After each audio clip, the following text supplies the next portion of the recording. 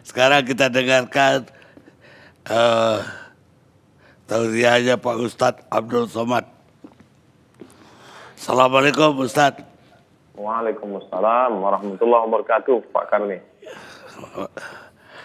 Pak Ustadz udah mendengar tadi apa aja alasan dari masjid-masjid yang masih saja melaksanakan ibadah berjamaah. Mereka juga berkeyakinan bahwa itu lebih bermanfaat dibanding sholat sendirian di rumah. Mungkin perlu penjelasan lebih jauh dari Pak Ustadz Abdul Somad. Bismillahirrahmanirrahim. Assalamualaikum warahmatullahi wabarakatuh. Alhamdulillah, wassalatu wassalamu ala rasulillah wa ala alihi wa sahbihi wa man tabi'ahu wa mawalah. Pak Karni beserta seluruh alim ulama, masyarakat, tak dapat saya sebut satu persatu. Saya menjelaskan secara fikihnya dulu. Dalam sebuah hadis dikatakan, idza sami'tum bihi fi baladin, kalau kamu mendengar ada suatu wabah di suatu negeri, fala taqdimu ilaihim. Janganlah kamu datang ke negeri itu. Dan kalau wabah itu terjadi, kamu berada di dalam negeri itu, fala takhruju firaran minhu. Jangan pula kamu keluar dari negeri itu melarikan diri. Inilah yang disebut sekarang dengan social distancing atau lockdown atau PSBB. Jadi perlu kita pahami bahwa zaman dulu itu, seperti kota Al-Madinah, Al-Munawwarah zaman dulu, itu ada tembok di sekelilingnya. Lalu kemudian ada pintu gerbangnya. Jadi kalau terjadi suatu wabah di dalam negeri itu, orang yang berada di dalam tembok itu tidak boleh keluar, dan orang yang berada di luar tidak boleh datang ke dalam. Nah sekarang skopnya lebih kecil lagi. Karena wabah ini tidak hanya di suatu negeri, tapi dia sudah masuk ke dalam rumah. Dan kita tidak tahu rumah siapa yang sudah didatangi virus COVID-19. Hampir semua. Jadi saya tidak tahu bahwa rumah tetangga saya ada, bahwa rumah orang yang kaya, pejabat juga bisa kena. Dengan kita dengar berita banyak, maka tidak ada solusi lain kecuali kita tetap di rumah kita masing-masing. Karena rumah kita saja yang steril. Jadi kalau dulu suatu negeri, sekarang skopnya lebih kecil hanya di rumah saja. Lalu kemudian hadis lain disebutkan, firra minal majzum, larilah engkau dari orang yang terkena penyakit menular, firaraka minal asad, seperti engkau lari dari singa. Jadi sebetulnya secara fikih simpel saja aturan yang sudah diajarkan oleh Nabi Muhammad SAW 14 abad lalu itu simpel, sederhana. Dan itu dilaksanakan. Di Maroko, saya masih kontak ke adik kelas saya di sana, saya tanya, ada kalian sholat berjamaah Jumat? Jumat tidak ada. Sholat fardu tidak ada, tutup semua. Di Mesir juga begitu. Oleh sebab itu, masjid tempat saya ketua masjid, maka saya sampaikan kepada jamaah, masjid tutup, kita sholat di rumah. Saya buatkan video tutorial dari mulai tarawih di rumah, witir di rumah, tadarus di rumah, sholat zuhur pengganti Jumat, bahkan sampai di video tutorial itu sampai ke sholat Idul Fitri di rumah, lengkap dengan dalil-dalil fikihnya. Tapi kan yang jadi masalah, tidak semua ketua masjid didengar oleh jamaahnya. Di beberapa tempat justru ketua masjid itu dikudeta oleh jamaahnya. Jadi dia dipecat jadi ketua masjid. Karena memang masjid itu dibangun oleh jamaah, ustadz-ustadznya diundang oleh jamaah, keuangannya murni jamaah, maka ketika ada larangan, mereka bisa berkata, ini masjid kami yang bangun semuanya. Maka jadi sebenarnya masalahnya tidak sesimpel sederhana fikih. Tapi di sana ada masalah sosial, di sana ada masalah ekonomi. Jadi ketua masjid hanya bisa melakukan apa yang dia mampu saja.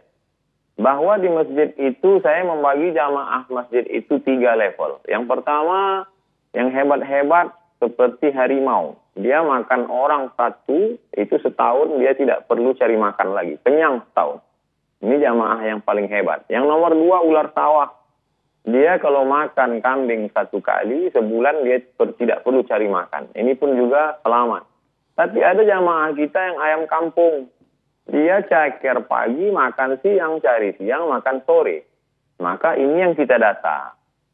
Kita data berapa orang jamaah yang mampu-mampu tadi, kita buka rekening, kita terima bantuan, kita salurkan ke jamaah kita. Tidak kita ajak ke masjid, tapi mereka punya keterikatan emosional dengan masjid. Dulu ketika masa sulit, kamu dibantu oleh masjid. Ketika di PHK, tidak ada kerja, sulit makan, maka masjid menolong. Maka bantuan ini kami bagi menjadi 3. Tanggal 10 April persiapan Ramadan, 10 Mei persiapan Idul Fitri, 10 Juni andai ini berlanjut. Jadi tidak hanya sebatas fikih, tapi di sana ada masalah sosial. Nah, di sanalah ada wibawa negara, wibawa kekuasaan. Oleh sebab itu, insya Allah jamaah akan mendengar kalau mereka perutnya kenyang, kalau mereka ada bantuan dan lain sebagainya. Jadi kalau berputar masalah fikih ini kita tak akan selesai. Karena dia akan pakai pendapat ini, pendapat ini, pendapat ini. Banyak sekali. Tapi yang saya terapkan di masjid di tempat saya, kita tutup sampai nanti insya Allah ini damai, selesai, barulah kita buka lagi sholat. Tentang masalah sholat tarawih, orang bisa sholat tarawih di rumah. Karena Nabi SAW pun sholat tarawih malam pertama, malam kedua, malam ketiga, Nabi tidak keluar lagi. Khasyitu an tufrada alaikum, aku khawatir nanti diwajibkan kepada kamu. Maka Nabi sholat sendiri. Lalu kemudian bagi yang ingin sholat tarawih di rumahnya, maka dia berjamaah.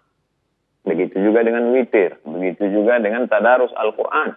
Adapun tentang masalah sholat Jumat, man tarakal jumu'ata salasa marratin, siapa yang meninggalkan sholat Jumat 3 kali tahawunan, karena menyepelekan Jumat, karena meremeh-temehkan Jumat. Adapun pada saat takut, pada saat khawatir, maka dalam Islam diajarkan la tulqu bi aidikum ila tahlukah. Jangan kau jerumuskan dirimu ke dalam kebinasaan. Hanya saja memang wabah zaman dulu berbeda dengan wabah zaman sekarang. Wabah pada zaman dulu hanya terjadi di Mesir saja. Syekh Ali Jum'ah pernah menulis bahwa dulu penduduk Mesir pernah 20 juta, lalu ketika diserang oleh wabah hanya tinggal 2,5 juta saja. 17,5 juta semuanya habis. Bahkan ketika mereka ingin menolak bala ini, mereka kumpul bersama, membaca Sahih Bukhari, bertawassul kepada Allah, diharapkan dengan membaca Sahih Bukhari ini, maka wabah ini akan hilang. Justru dengan berkumpul ramai itu, wabah makin menyebar. Maka dikomentari oleh Al-Hafiz Ibnu Hajar Al-Asqalani, perkumpulan mereka membaca Sahih Bukhari untuk mengusir wabah itu tidak sesuai dengan sunnah Rasulullah SAW. Karena sunnah ketika terjadinya wabah adalah menjauh diri dari wabah seperti menjauhkan diri dari singa. Menjauhkan diri dari wabah, menetap di suatu tempat yang tidak ada wabah. Menetap di suatu tempat, kalau zaman dulu modelnya satu kampung, satu tempat. Tapi untuk saat ini, karena semua di dunia ini terkena, dan kita tidak tahu tempat mana saja yang kena, mana yang tidak, kecuali andai nanti ada suatu alat detektor canggih, cukup pakai layar saja. Sehingga ketika layar itu dipakai, dipasang di depan pintu, langsung ketahuan. Ini ada virusnya, ini tidak. Yang tak ada virus, masuk masjid. Yang ada virus, masuk rumah sakit. Yang tak ada virus, masuk masjid. Itu baru bisa. Tapi untuk hari ini kita tidak tahu siapa yang ada virus, siapa yang tidak. Oleh sebab itu, ini masalahnya tidak sesimpel fikih, tapi kompleks. Ada juga kemarahan masyarakat. Mengapa masjid tidak boleh? Tapi kenapa mal dibuka?